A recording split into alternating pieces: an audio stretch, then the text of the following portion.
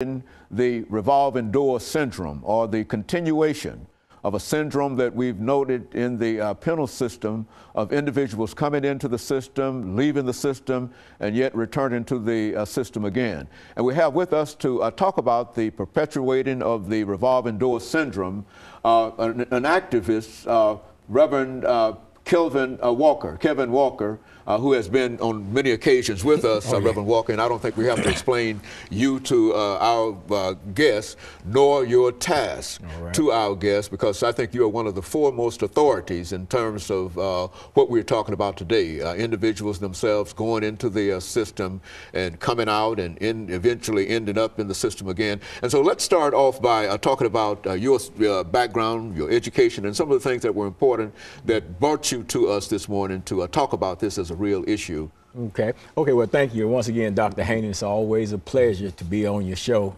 because you are a person that really deal with some real issues, and I appreciate the format that you have out here and make available to us to come on here and talk about these issues. My name is Kevin Walker. I pastor the Hands of God Christian Church.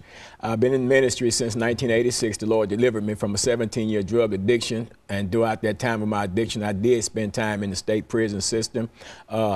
Came out unrehabilitated, ended up reincarcerated again, and but in '86 God changed all of that and called me from active drug addiction, a lifestyle of crime and all kind of foolishness directly into the ministry.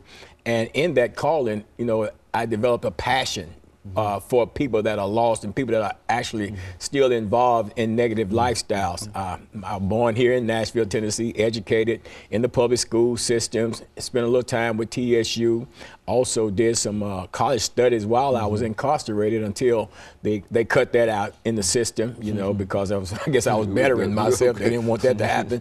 So they cut that out, and of course under the Trevecca East Campus prison program. But never graduated, don't have any degrees in anything, but basically just a measure of knowledge from a lot of life experiences that I have myself personally.